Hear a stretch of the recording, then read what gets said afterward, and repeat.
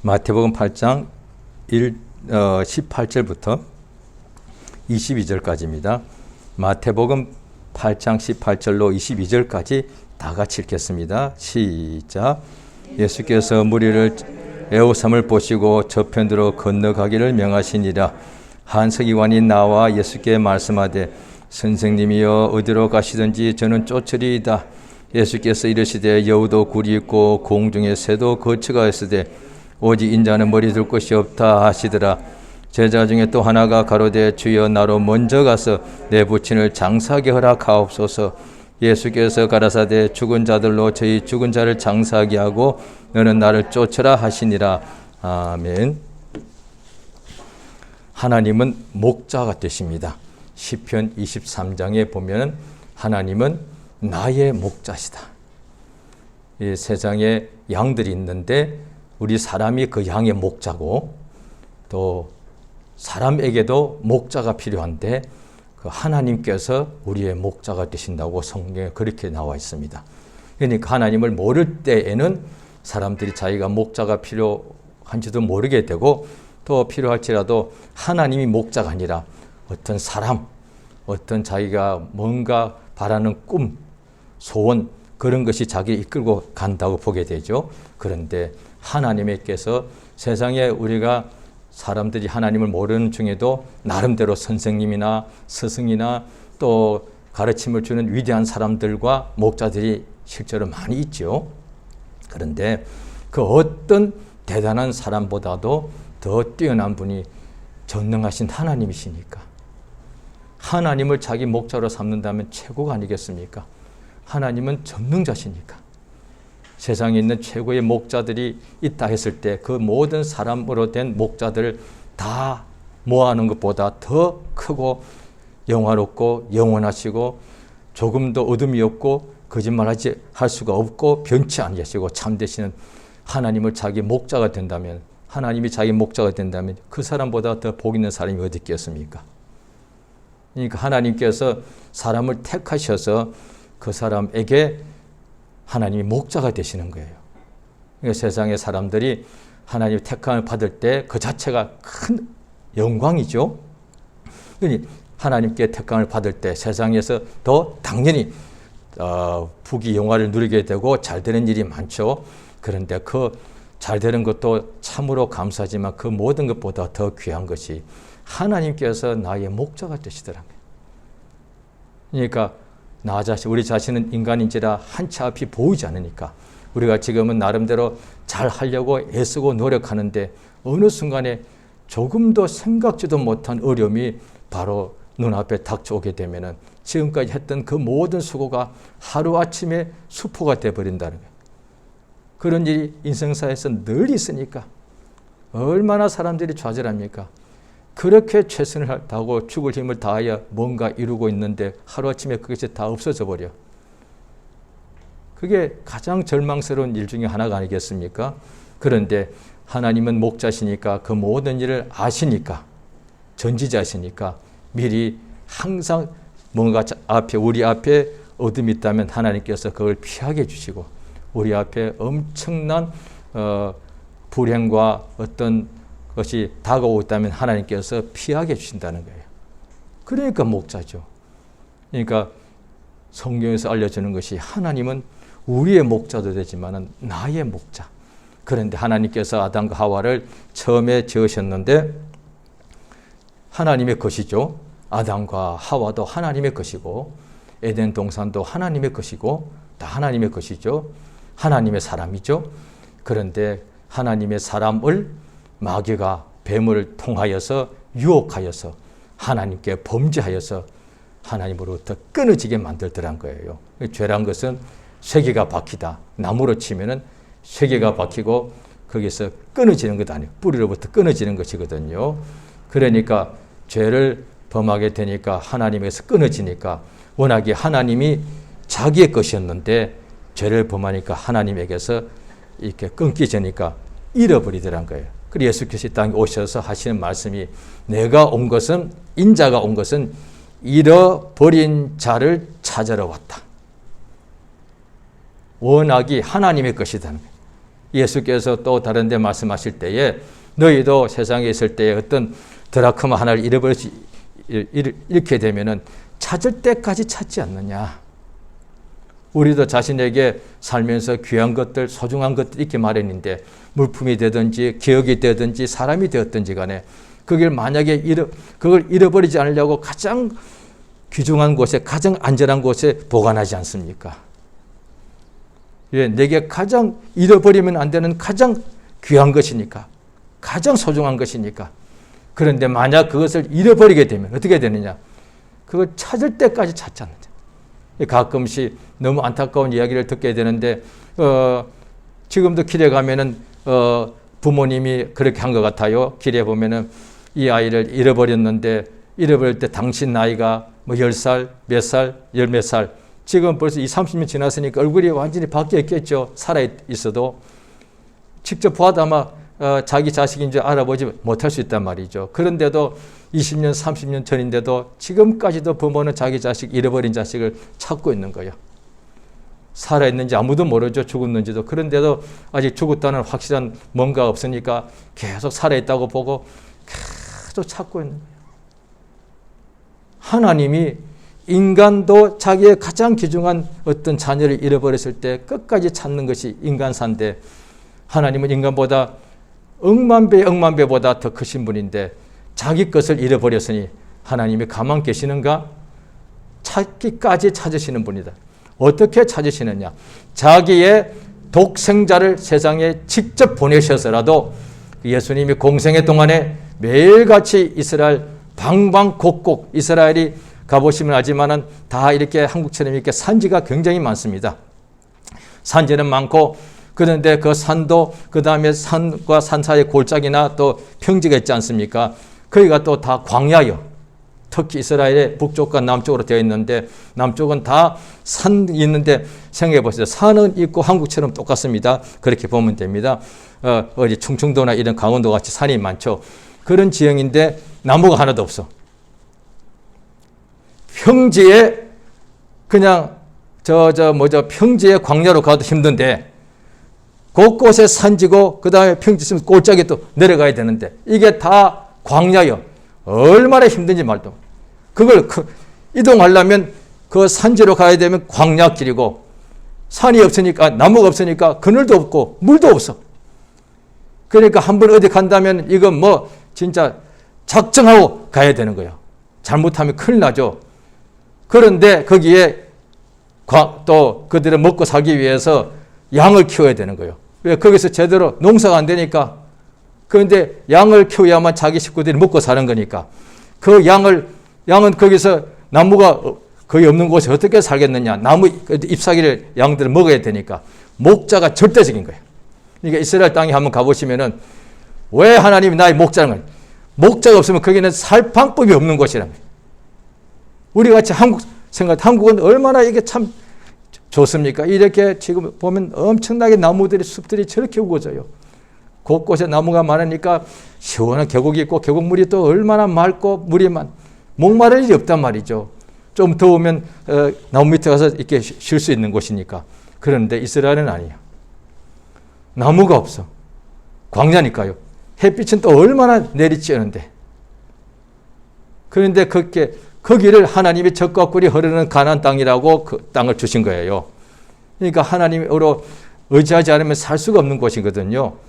예수께서 그 이스라엘의 곳곳에 오셔서 곳곳마다 공생에 시작하시기 전에는 갈릴리안 나사렛이라는 동네에서 사시다가 공생에 시작하시니까 그때부터 목소리를 그만두시고 이스라엘 동네마다 찾아가시더란 거예요. 뭐하러요?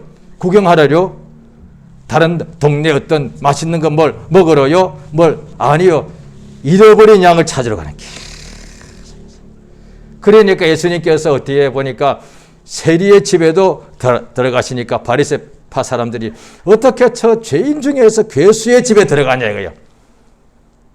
그러니까 죄인 중에 괴수면은 하나님께서 잃어버린 양 중에 진짜 잃어버린 양이니까 반드시 찾으러 가시는 거죠. 그래서 다윗이라는 왕이 있었는데 그가 어릴 때부터 목자였는데 그가 자기를 어떻게 고백할 때 말하지 않습니까? 자기가 어릴 때부터 자기의 양을 키고 보호하고 있었는데 가끔씩 사자가 와서 양을 이렇게 어린 양을 물고 간다거나 곰이 와서 이렇게 양을 사냥하면 자기가 어린애가 사자와 곰하고 상대해서 살아남겠습니까? 그런데도 자기 양을 지키는 목자이기 때문에 양을 빼앗기면 끝까지 따라가서 사자 입을 찢어버리고 양을 살려내왔고 곰을 때려 죽이고 이렇게 살려왔다는 거죠. 그러니까 사람도 하나님께서 그 사람을 통하여 그렇게 하나님의 능력 주심으로 어린아이가 어떻게 사자를 이기겠습니까? 그런데 하나님의 능력이 임하니까 어린 사람이라도 하나님의 능력이 임하니까 그러니까 장정이 있는데 장정의 힘보다 어린아이라도 하나님의 능력이 임하니까 그게 더 낫더란 거예요. 그래서 실제로 믿을 때도 처음 믿는 사람들이 많은 방해도 많습니다만은 처음이 많습니다. 동시에. 왜냐하니 자기가 믿음이 연약하고 자기의 환경은 굉장히 어려우니까 매사에 하나님만 의지하는 거예요. 예, 믿음이 연약하니까 좀 믿음이 성장한 사람들은 적어도 일주일, 한 달, 1년 후까지도 어느 정도 보이거든요. 확실히 보이는 것이 아니라 하나님께서 나와 함께 하시고 약속의 말씀을 붙잡고 나가기 때문에 앞이 정확하게 사진 찍듯이 보이지는 않지만은 하나님이 함께 하시는 걸 믿기 때문에 앞일이 보인단 말이죠. 그런데 믿음이 연약한 사람은 바로 내일까지도 안 보입니다. 한치 앞이 안 보여요. 얼마나 답답하겠습니까? 소경은 지금 현재 내 눈앞에 아무것도 안 보이는 것이 소경인데 그런데 우리도 소경은 아니지만 내일 일이 안 보이더란 거예요. 소경과 별반 다르지 않습니다. 얼마나 답답하겠냐는 거예요. 자기 인생길이 안 보일 때.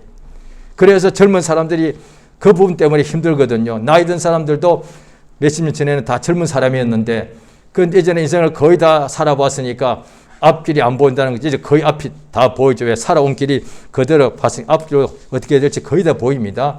그런데 젊을 때는 아직 세상에서 산 지가 얼마 안 되니까 앞길이 안 보입니다. 그래서 답답할 수밖에 없습니다. 예수께서 이 오늘 말씀에 보면은 어떤 한 서기관이 율법 교사죠. 율법의 선생인데 예수님 당시에 율법의 선생 서기관들은 예수를 쫓은 사람은 거의 없죠. 그런데 여기 한 사람이 나옵니다.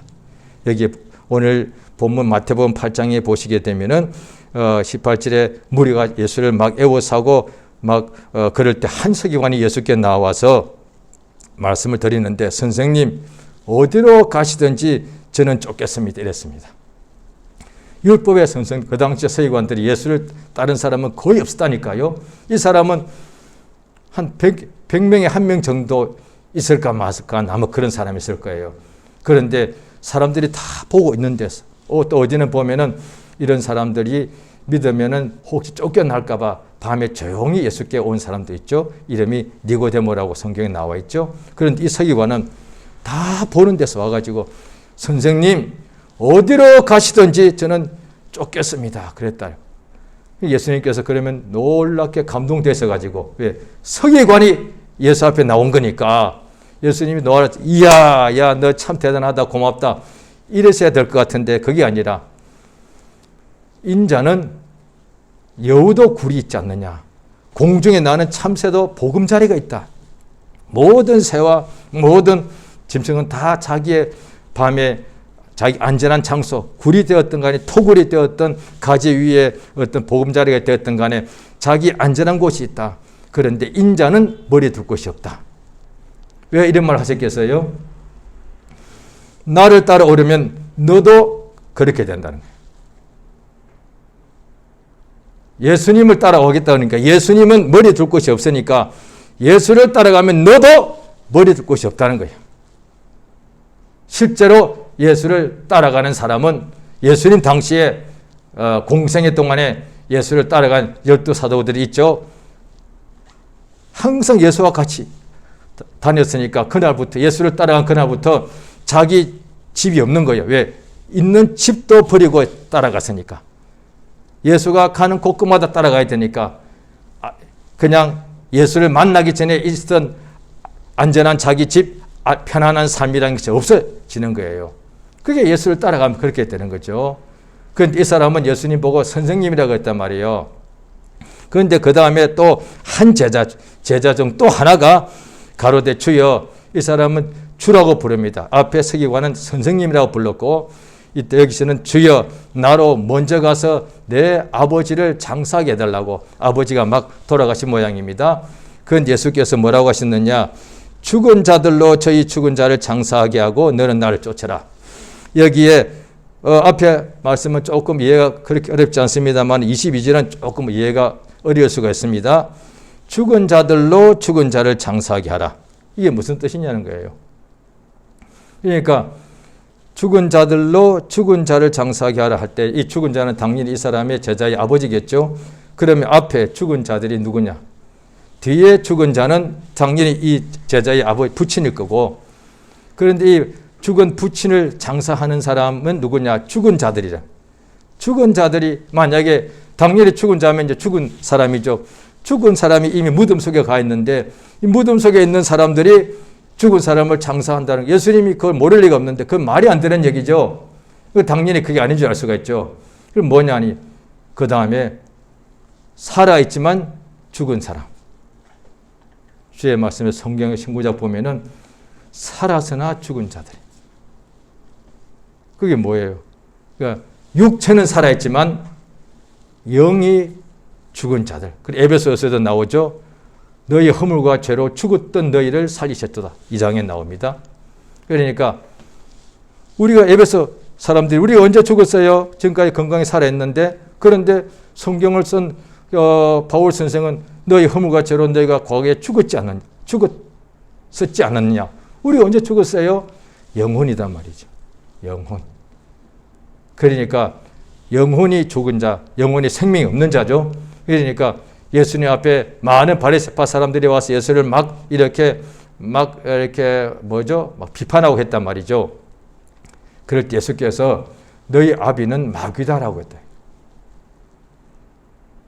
그러니까 마귀는 사망의 권세를 사망의 세력을 잡은 자다 이 말이죠.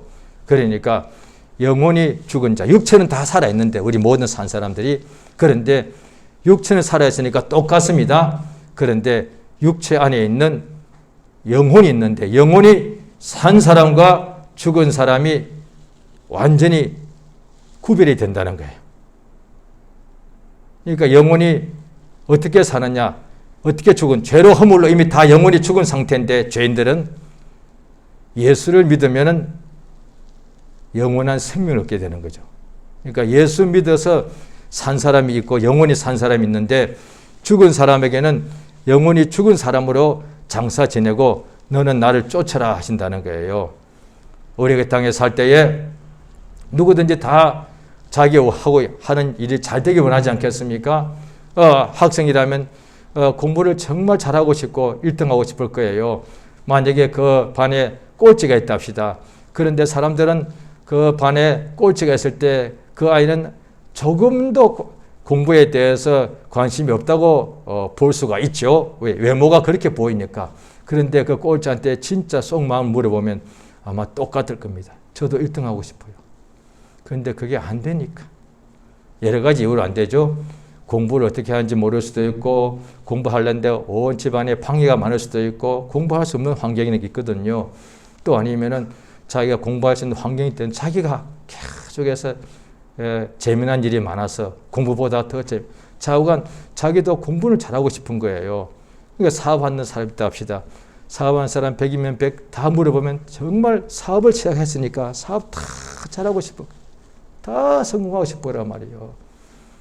그런데 이제 젊은 남자, 여자가 있다 합시다. 다 원하는 바는 참 자기 마음에 정말 좋은 배우자, 신랑감을 만나고 신부감을 만나서 참으로 진짜 남편과 아내로서 가장 아름답고 행복한 가정을 이루고 거기서 귀한 자녀 낳아서 그렇게 키우고 싶을 거예요. 그거 다 똑같을 거예요. 그런데 자기 눈에 그렇게 원하지만은 자기 눈에 그렇게 행복하게 사는 사람들이 안 보이더라고요. 그래서 결혼하기 싫다거나 이런 사람이 있거든요. 그런데 속에는 정말 가장 아름다운 배우자 만나서 멋진 배우자 만나 그렇게 행복한 가정을 다 꾸리고 싶은 거예요. 그건 마찬가지는 그 믿는 사람들은 정말 예수 잘 믿고 싶을 거예요. 믿는 사람, 처음 믿든지 오래된 사람이든지 정말 마음속에 물어보면 참 예수 사랑받고 싶고 예수님 사랑하고 정말 예수 잘 믿고 싶을 거예요. 성경에 기록되어 있는 말씀대로 다 믿고 그 말씀대로 살고 진실로 하나님을 기쁘시게 하고 하나님의 사랑을 많이 받고 정말로 하나님 사랑하고 그래야 이 땅에 살면서도 하나님의 응답을 늘 받고 늘 감사하고 찬송하고 그렇게 믿음이 성장한 사람, 참으로 예수를 닮아가는 사람 되고 싶을 거다 말이에요. 그게 사실이라서 알 수 있는 여러 가지 증거가 있습니다. 믿는 사람들이 그 긴 세월 동안 몇백 년 동안 쓴 찬송가가 쭉 나와 있고 곡과 또 그 가사가 나와 있죠. 요즘 또 한 근세 한 100년 사이에 그 복음 성가라는 게 나와가지고 아직 100년 안 됐겠네요. 그래서 복음 성가에는 아무래도 젊은 사람들이 가사를 많이 썼단 말이죠. 그런데 찬송가나 가사나 보면은 다 똑같은 거예요. 하나님 정말 사랑하고 싶은 거예요. 찬송가의 가사는 가사가 좀 길고 조금 단어가 어렵고 그런데 복음 성가는 가사가 좀 쉽고 좀 짧죠. 그런데 내용은 똑같아요. 정말로 하나님 사랑하고 싶고 하나님 사랑받고 싶고 정말로 주님께 가까이 예수 닮고 싶은 거예요. 그러니까 오늘 본문이 그래. 그러니까 예수를 쫓으라 하셨는데 그런데 어떻게 하면 예수를 따르기 참 제자 되기 원하다는 거예요. 어떻게 하면 예수의 참 제자 될 수 있냐는 거예요. 예수가 그걸 알려주시는 거거든요. 자, 우리 한번 성경 보십니다. 마태복음 19장입니다.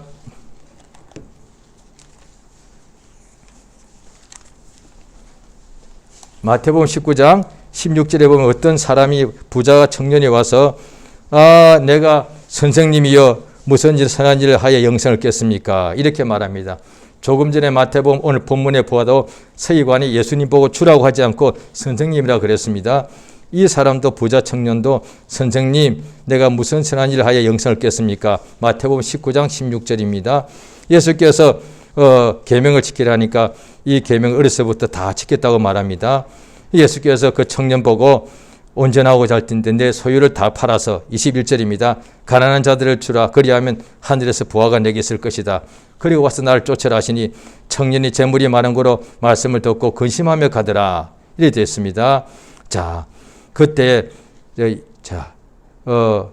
23절 같이 읽겠습니다. 시작. 예수께서 제자들에게 이르시되 내가 진실로 너에게 이르노니 부자는 천국에 들어가기 어려우니라. 24절까지 다시 너에게 말하노니 약대가 바늘기로 들어가는 것이 부자가 하나님 나라에 들어가는 것보다 쉬우니라. 예, 제자들이 듣고 놀랍니다. 그럼 누가 구원을 얻을 수 있느냐? 예수께서 말씀하시되 사람으로는 할 수 없지만 하나님으로는 다 할 수 있다. 이때 자 보십시오. 27절입니다. 같이 읽습니다. 시작. 이에 베드로가 대답하여 가로되 보소서 우리가 모든 것을 버리고 주를 쫓아 싸우니 그런즉 우리가 무엇을 얻이. 자 보십시오. 베드로가 말하기를 보소서 우리가 모든 것을 버리고 주를 쫓았습니다. 이게 나오는 거예요. 주를 쫓으려면 어떻게 되느냐? 모든 것을 버려야 되는 거예요. 부자 청년을 못했고 또 오늘 본문에 나와 있는 한 서기관도 그 후에 어떻게 했는지 잘 모르, 자고는 그렇게 한 것 같지 않고, 자고는 또 어떤 한 제자가 아버지가 돌아가시니까 장사 지내야 되겠습니다. 만약에 그 제자가 지금 막 돌아가신 분이 자기 아버지가 아니라면 그런 질문 안 했겠죠. 자기 아버지가 돌아가셨기 때문에. 옆집 아버지가 돌아가셨어도 그런 말 안 해서 그냥 따라가는 거예요. 옆집 아니라 그 앞집 모두 동시에 여러 집에 다 부친이 돌아가셔도 상관하지 않고 예수를 쫓아간다니까. 예수의 제자니까. 그런데 자기 아버지가 돌아가셨다는 거예요. 그러니까 내가 볼 때 우리 아버지가 돌아가신 것이 큰일이지만 하나님 보실 때 옆집 돌아가신 건 똑같다 이 말이에요. 그런데 나의 육체의 아버지가 돌아가시니까 예수를 쫓아가다가도 주님 따라갈 텐데 잠깐 외출하겠습니다. 휴가 갔다 오겠습니다. 예, 장사 지내가 올 거예요. 제가 지금 재미나게 표현한 거예요. 그런데 베드로는 어떻게 하냐? 모든 것을 버리고 성경 맨 먼저 예수님이 공생에 시작할 때에 베드로 그 다음에 안드레, 요한, 야고보를 예수님께서 부르시지 않습니까? 나를 쫓으라 하시니까 부치를 배와 함께 버려두고 예수를 따라가니라. 아버지, 안녕. 아버지, 죄송해요. 저 예수님 따라갈 텐데, 아버지, 이제 우리 아버지 혼자서 이제 참 힘들고 고된 일 하셔야 되는데, 아버지, 죄송해요. 그게 아니에요. 그냥 따라갔단 말이에요. 그냥 버린 거예요. 그러니까 아쉬워서 아버지 막 예수 따라가면서 억지로 따라가면서 계속해서 이렇게 아버지 어떻게 우리 아버지 이게 아니에요. 그냥 버리고 따라갔다고 돼 있어. 아쉬워서 계속 돌아보는 거야. 마치 롯의 아내처럼. 그냥 빨리 갔으면 살아날 텐데 심지어 아마 롯의 아내니까 평생에 천사 처음 봤을 거예요. 왜? 소돔과 고모라에서 살았으니까. 그런데 천사가 딱 와서 자기가 평생에 롯과 롯의 아내와 두 자녀가 소돔 고모라에서 잘 살 때는 천사를 한 번도 못 봤지만은 아마 한 번도 못 봤을 거예요. 멸망하는 순간에 우리 자기 집이 부서지는 날에 천사가 왔다 이 말이야.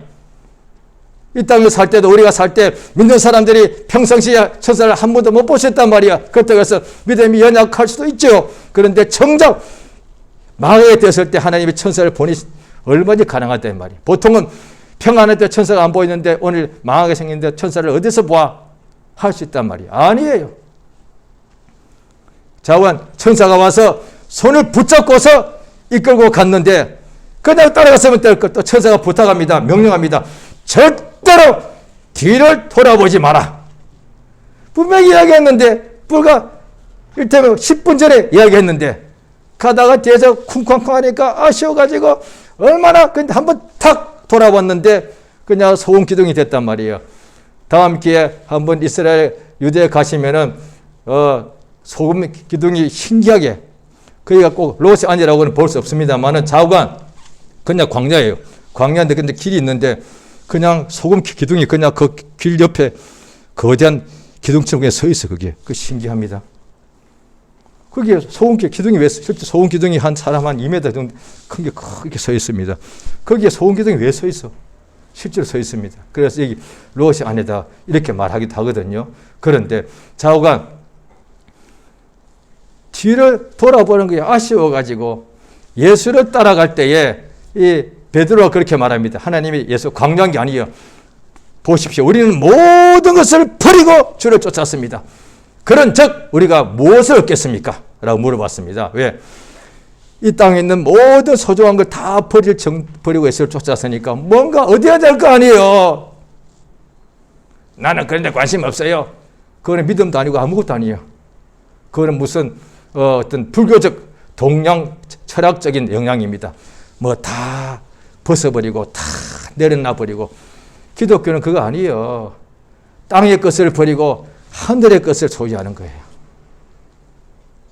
그러니까 우리가 모든 것을 버리고 주를 쫓았으니까 무엇을 얻겠습니까? 했을 때 자 마태복음 19장 보십니다. 28절입니다. 같이 읽습니다. 시작. 예수께서 가라사대 내가 진실로 너희에게 이르노니 세상이 새롭게 되어 인자가 자기 영광의 보좌에 앉을 때에 나를 쫓는 너희도 12 보좌에 앉아 이스라엘 12지파를 심판하리라. 예. 베드로가 어떤 때는 좀 실수한 적도 있지만은 사람들이 볼 때 베드로 뭐 성질도 급하고 그렇게 볼 수도 있죠. 그런데 베드로가 이런 말 하는 바람에 성경에 다 우리가 받아야 될 믿음 생활하다 보면 궁금한 일이 많을 텐데 그 의문에 대한 해답이 여기 다 나와 있습니다. 우리가 만약에 예수님 믿고 은혜 받고 난 후에 세상 다 버리고 예수를 쫓아가는데 그럼 뭐가 있지? 솔직히 궁금하지 않아요. 다 버리고 예수 쫓아가는데 그냥 없어도 나는 감사해. 물론 감사할 수 있는데 그런데 뭔가 있으면 더 좋죠. 그런데 내게 가장 귀한 것을 다 버렸는데 뭔가 있어야 될 거 아니에요. 우리가 가장 귀한 것을 버렸으니까 대신에 도대체 뭘 얻느냐 말이에요. 이거는 우리 자신도 그렇고 신앙생활을 할 때 주변 사람들도 가끔씩 이렇게 궁금할 거단 말이에요. 이렇게 열심히 해서 도대체 뭘 얻느냐 말이에요. 저 처음 믿을 때 은혜 받고 열심히 하니까 우리 부모님이 그때 믿지 않았는데 그래서 뭘 얻냐 이 말이에요. 당연히 부모님 볼 때는 믿지 않는 분들이니까 세상에서 돈 많이 벌고 그런 거 원하셨겠죠. 그러나 눈에 보이던 부자가 되던 자가 뭔가를 얻어야 될 거 아니에요. 예수께서 말씀하시는 거예요. 하늘 보좌를 갖는다. 땅에서의 보좌가 뭐예요? 그 왕이, 땅에서의 보좌라는 것이 뭐, 보좌는 왕을 말하니까 예수 따라가면 왕이 되는 거예요. 예? 나는 좀 잘 살아도 감사한데 그 정도가 아니에요. 왕! 왕이라는 것은 권력, 명예, 그 다음에 영광, 부 다 가지는 거야. 그게 왕이니까. 왕은 부와 명예와 권력 다 가진 것이 왕이니까. 그런데 땅의 왕이 그러는데 하늘나라의 왕이 된다는 거예요. 예? 예수를 따라가면은, 예수를 쫓아가면 하늘나라의 왕이 된다. 그럼 당연히 이걸 하고 싶죠. 그러니까 우리가 예수 위하여 삽시다 할 때 뭔가 예수에 살게 되면 어떤 일이 발생하는지 어떤 것을 얻게 되는지를 알려줘야 될 거 아니에요. 그저 그냥 열심히 해. 그저 그냥 다 버려. 이게 아니단 말이에요. 우리는 고행하는 사람이 아니고 도 닦는 사람 아니에요. 세상에 대해서 어떻게 먼저 세상을 싫어하는 사람. 나 북이 다 싫고 명예도 다 싫어. 아니요. 예수 이름이 하나님의 영광인데 나는 영광도 다 싫어. 아니요. 저 영광 좋아요. 땅의 영광도 좋은데 하늘의 영광이 얼마나 좋겠냐 말이야. 땅의 부도 이렇게 좋은데 하늘의 부가 얼마나 좋겠으며 땅의 권력도 이렇게 막강한데 하늘의 능력은 얼마나 크겠냐 이 말이야.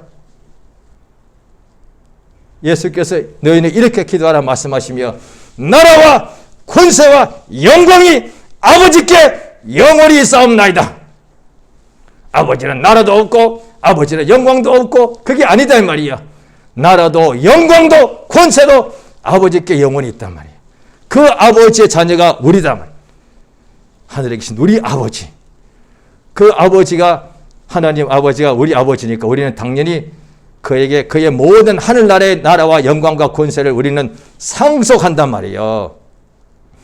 오늘 이 예수께서 다 말씀하시면서 다 보십시오. 마태복음 19장 29절입니다. 같이 읽습니다. 시작.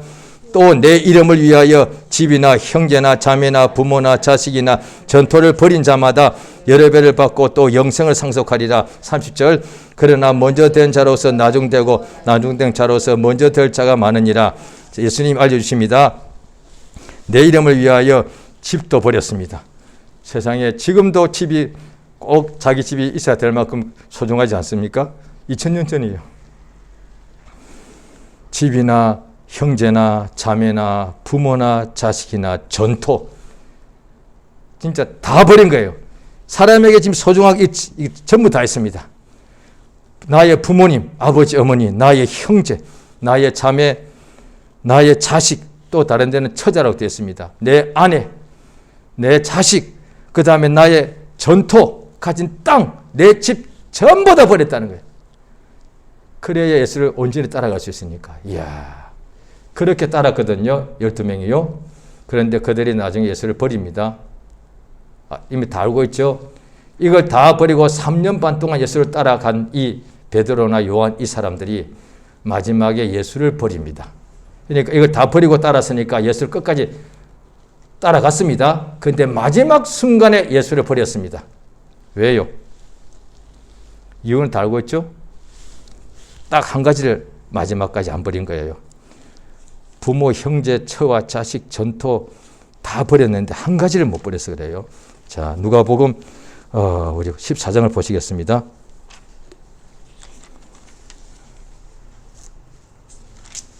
누가복음 14장입니다.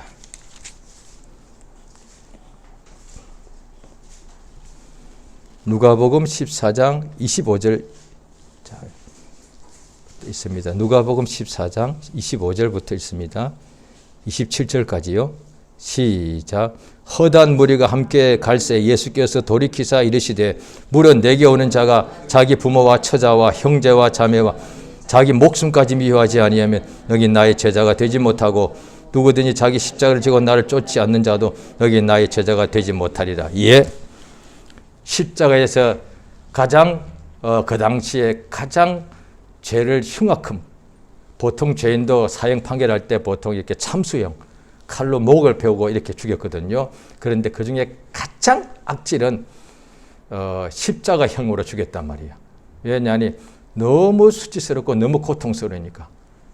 그냥 참수는 그냥 옷 입고 있는 상태 목 한번 딱 쳐버리면은 그때만 괴롭지만 목이 딱 떨어져 나가면 그날로 그 순간 이제 죽음의 고통이 끝나는데, 십자가는 빨간 벽 끼우고 그 산 위에까지 그 무거운 것을 지고서 올라가야 되고, 그게 그 나무가 얼마나 그냥 가도 계속 오르막이 산 꼭대기까지, 그 다음에 거기다가 못을 박아가지고 산채로 그 햇빛 얼마나 덥겠습니까? 그래서 거기서 피가 다, 물과 피가 다 빠져나가서 완전히 탈수증에다가 피가 나가서 죽을 때까지, 어떤 사람 그 다음 기록 보면은 이틀 사흘씩 걸렸다는 거예요. 사흘씩 동안 죽어가는 거예요. 얼마나 고통스럽겠어요.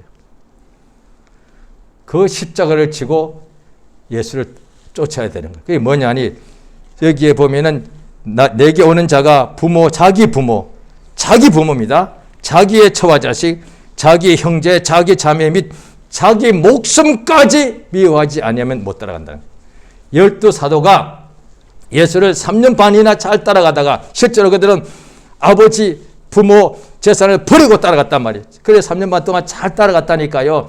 요한복음 6장에 보게 되면은 예수님이 내 살을 받아 먹으라 하시니까 제자 중에 이 말씀이 어렵다 해서 다 많이 떠나갔는데도 이 12명은 끝까지 같이 있었단 말이죠. 그런데 마지막 순간에 가룟 유다는 예수를 은 30냥의 배반이 아니라 팔아먹었다고요. 이 가룟 유다는 3년 반 동안 예수를 따라갈 때 다 버렸는데 자기 목숨하고 자기 재산은 못 버렸었던지, 재산은 버렸는데 자기가 또 헌금을 맞다 보니까 다시 욕심이 생겨나서, 그러니까 돈을 버릴 수 없었던 거예요. 그러니까 예수를 돈 30냥 받고 은 30 받고 팔은 거예요. 돈을 사랑하는 일만한 게 뿌리가 된다. 돈을 사랑하게 되면 예수를 팔아먹게 되더라고요, 결국. 그러니까 다른 11 제자는 돈까지도 다 버린 거예요. 자기 전토라는 게 자기 재산이니까. 그런데 목숨은 아직 못 버린 거예요. 그러니까 잘 따라가다 막판에 딱 죽을 때가 되니까 전부 다 자기 목숨을 안 버렸기 때문에 목숨을 지키려고 예수를 다 버리더란 거예요. 그러니까 예수를 쫓으려면 자기 목숨까지 미워하지 않으면, 자기 목숨을 버려야 된다면 그러면 스스로 자살, 이건 아니단 말이에요. 자기의 목숨을 미워해야만 예수를 따라간다는 거예요. 이게 믿음입니다. 자, 성경 또 보시겠습니다. 로마서 8장입니다.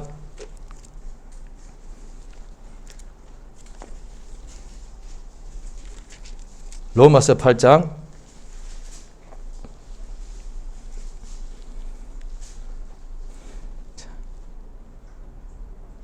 8장 5절입니다. 같이 시작. 육신을 쫓는 자는 육신의 일을, 영을 쫓는 자는 영의 일을 생각하나니. 6절. 육신의 생각은 사망이요 영의 생각은 생명과 평안이니라. 육신의 생각은 하나님과 원수가 되나니 하나님의 법에 굴복지 아니할 뿐 아니라 할 수도 없습니다. 8절까지요. 육신에 있는 자들은 하나님을 기쁘시게 할 수 없느니라. 자, 예수를 따라갈 때 조금 전에 예수님께서 버려야 할 모두가 다 육신에 속한 겁니다. 내 육신의 부모님, 나 육신의 형제, 내 육체의 자매, 내 육체의 목숨, 내 육체의 가족, 처와 자식, 내 육체의 재산, 내 육체의 집이다. 그러니까 이 같은 내용이 또 히브리서 11장에 나옵니다. 믿음이 없이는 기쁘시게 못한다. 육신에 있는 사람을 기쁘시게 할 수 없다. 이게 같은 뜻이에요. 그러니까 믿는 사람은 다 예수 다 잘 믿고 싶단 말이에요. 그런데 어떤 때는 그럴 거예요. 잘 믿고 싶은데 왜 이게 안 되지? 어떤 때는 정말 하나님을 사랑하고 정말로 저희 뜻대로 사고 싶은데, 그런데 현실은 이게 안 되더란 거예요. 왜 나는 안 될까? 그런데 내가 볼 때 저 사람은 참 잘하는 것 같아. 그런데 그러다 보니까 세상에서 어떻게 공부나 사업이나 이런 일에서는 남 못지않게 1등 정도 내가 항상 내가 잘한 사람이었는데 어떻게 믿으면 나는 항상 꼴찌 할까? 그렇게 막 좌절이 올 수 있단 말이에요. 나 예수 믿기 전에는 나 못한다는 생각 못 해봤는데 왜 예수 믿는 거는 이렇게 안 될까? 나는 워낙에 예수 믿는 과가 아닌 것 같아. 이렇게 생각할 때 많단 말이에요. 그러니까 예수 믿는 믿음에 대하여 어떻게 조금 좌절한다. 믿음은 나하고 안 친한 것 같아. 아니다. 믿음이 좋은 사람도 좋아 보이는 사람도 물어보면 똑같은 거예요. 그래서 로마서 7장에 보면 믿음이 그 당시에 제일 좋다고 볼 수 있는 사람 중에 하나가 바울인데 내가 너무 괴롭다. 그래. 왜? 내 속에 늘 밖에서 오는 죄의 유혹도 그것도 이기는 거 쉽지 않지만 그걸 이겨도 내 속에 있는 내 속에서부터 죄의 욕심이 맨날 나오더란 거예요. 아니 그렇게 믿음 좋은 바울이 그렇게 말하면 우리는 어떻게 그래 똑같다 이 말이야. 그런데 당신은 그런 거 같지 않게 어떻게 믿음으로 사는 거요? 그래요. 조금 전에 읽었던 로마서 8장에 나오는 거. 성령으로 아니하고는 하나님 믿음으로 살 수 없고 성령으로 아니하고는 육신의 소욕을 못 이긴다는 거예요. 그래서 자 보십시오. 갈라디아서 5장을 보십니다. 자, 신약 성경 갈라디아서 5장입니다.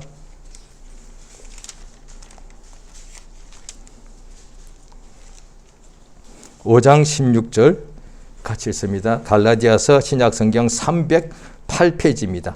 신약 성경 308페이지 갈라디아서 5장 16절 읽습니다. 예, 시작. 내가 이르노니 너희는 성령을 쫓아 행하라. 그리하면 육체의 욕심을 이루지 아니하리라. 예, 되었습니다. 자, 이게 보면은 또 로마서 8장에도 보면은 성령으로 영으로 몸의 행실을 죽이면 살리라.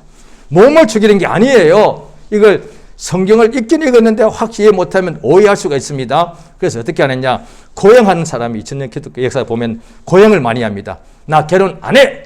왜? 결혼하면 육체의 정욕이 나올 것 같으니까. 나 고기도 안 먹어. 왜? 고기 먹으면 막 육체의 혈기가 나올 것 같으니까. 나 저 산속에 가서 살 거야. 수도원에 들어가서 살 거야. 왜?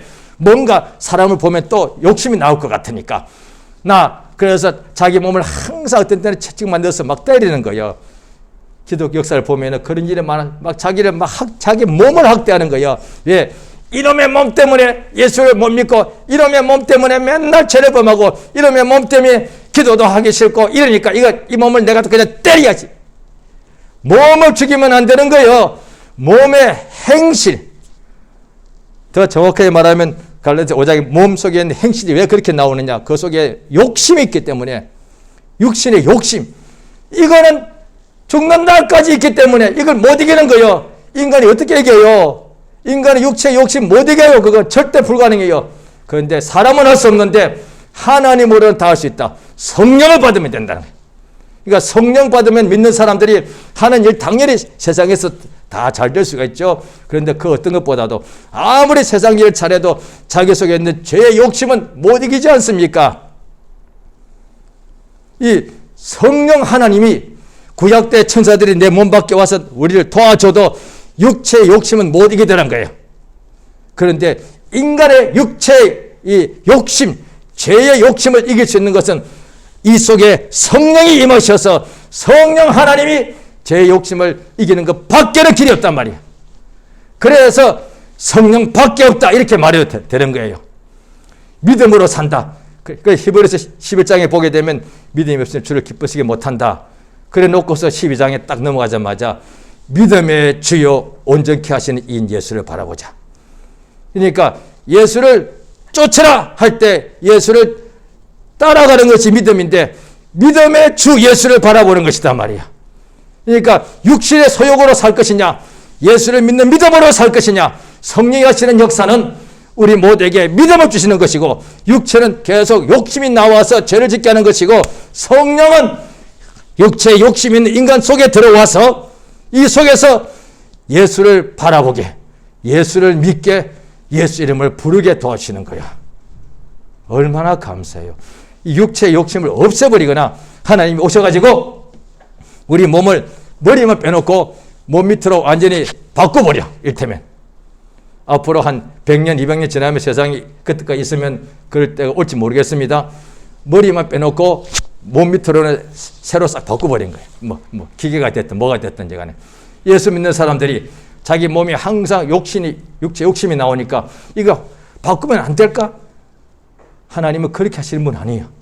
욕심이 그대로 있는 이 몸 안에 성령이 들어오시니까, 성령을 의지하니까, 거짓말처럼 어느 날 제가 처음 믿을 때 그랬습니다. 욕심이 없을 줄 알았는데 진짜 은혜가 뭐냐, 욕심이 있는데도 성령 충만하니까 그 욕심을 눌러버리더라는 거예요. 있는데도 성령이 역사하니까, 이를테면 기도해야 될 것 같아. 그런데 기도하기 싫어, 육체의 욕심은. 그런데 성령이 역사하니까 막 기도하고 싶어지는 거예요. 나 워낙 이런 사람이 아닌데 성경을 읽어야 될 것 같은데 성경 읽기 싫어. 그러니까 텔레비전 보는 것은 재미난데 성경 읽는 것은 싫어. 그런데 성령 충만하니까 성경 읽는 것이 그렇게 재미나서 그렇게 좋아하던 텔레비전을 탁 꺼버리는 거예요. 이런 체험들이 얼마나 많습니까? 그렇게 좋아하던 텔레비전, 음악, 영화, 게임을 탁 꺼내고 자기가 그걸 버려버리고 성경 보는데 그렇게 말씀이 막 달더라 이 말이야. 그걸 자신이 체험하는 거예요. 되는구나. 예, 성령이 그 사람한테 역사하니까 되더란 거예요. 자신같이 이렇게 믿음의 열등생 같아도 성령 역사니까 얼마든지 믿음의 역사가 이루어지더란 거예요. 할렐루야. 이 시간 기도하십니다. 이 시간 그냥 방문만 하셔도 괜찮습니다. 성령이 내 속에 충만하셔서 내가 육체의 욕심을 죽는 날까지 올 수밖에 없으니 성령 충만하여 오직 믿음으로 살게 해달라고, 믿음의 주 예수를 바라보고 날마다 참으로 예수를 쫓아가는 사람이 되게 해달라고 예수님 크게 한번 보려고 합심해서 기도하십니다. 예수여, 우리를 도우신다 은혜를 진실로 감사드리옵나이다. 하나님의 성령으로 도우시고 역사해 주시옵소서. 예수여, 예수여, 참으로 도우시옵소서.